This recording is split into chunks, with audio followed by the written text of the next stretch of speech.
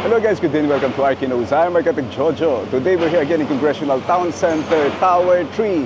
And today is July 15, 2025. And magbibigay ako sa inyo ng update dito sa development ng project na ito. So this will be the part 2 of the update of the construction works here in Congressional Town Center, Tower 3. So right now, ongoing yung excavation natin para sa ating mat foundation. Ipapakita ko sa inyo ngayon yung level or yung elevation na natin dito sa nahukay natin. Because this project is a 3-level basement, kaya malalim yung hukay natin.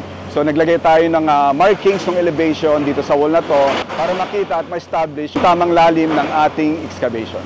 So right now, as you can see, meron tayong elevation mark na nilagay doon. So meron tayong from top, from elevation 1 meter, 2 meter, 3 meter, 4 meter, then going down dito sa pinaka-bottom ng ating excavation. So right now, meron tayong 19 meters na mark na nakalagay doon sa wall na yun. As you can see, doon sa wall. Now, ang total na lalim na ngayon is 20 meters mula dito sa surface na inaapakan ko, no? So going down, so negative 20 meters na yung area ng excavation natin.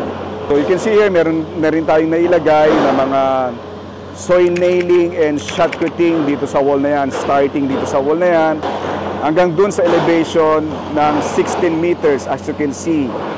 So meron tayo dyang nailagay na shotcrete and soil nailing dito sa side na yan, and also dito sa side na to.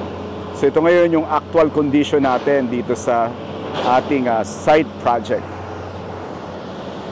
So ongoing ngayon yung trimming dito sa area na to. So ganyan ang preparation natin para to receive the rebars para sa ating mat foundation. So on action yung ating breaker para establish yung pinaka-surface na lalagyan natin ng ating rebars. So here, standby muna yung ating isang backhoe doon sa area na yan. So ito ngayon yung actual site condition natin dito sa project na ito.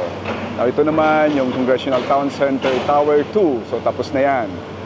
And now, ongoing construction yung ating Tower 3. Now dito sa project na to, nag-establish tayo ng ating shotcrete and also yung ating soil nailing para maprotektahan yung mga walls na yan, and also yung wall na yon and yung wall dito sa side na inaapakan ko. Napakahalaga na may stabilize natin yung soil habang naghukay tayo at palalim tayo ng palalim para dito sa in-excavate nating basement area. So yan ang methodology natin para sa project na to. So we have the soil nailing and also yung methodology natin ng shotcreting to protect and to stabilize the soil habang naghukay tayo ng malalim dito sa ating basement area.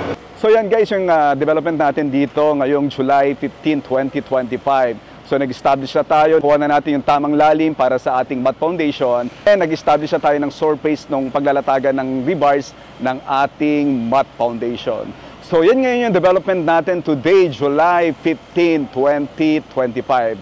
So sa mga susunod na mga videos, please do like to subscribe and follow me para lagi kong updated sa mga videos na i-upload ko. So lalo-lalo na itong special construction na to, itong mat foundation, this will be a special type of construction methodology na pinapakita ko sa inyo para lalo nyo makita how we do here on site itong pag-establish ng ating mat foundation rebars and also yung ating excavation. Alright guys, so ito ngayon yung development natin today, July 15, 2025 para sa project na to, the Congressional Town Center, Tower 3. I'm Architect Jojo, joyfully sharing to you what RK knows. Thank you very much and God bless you all.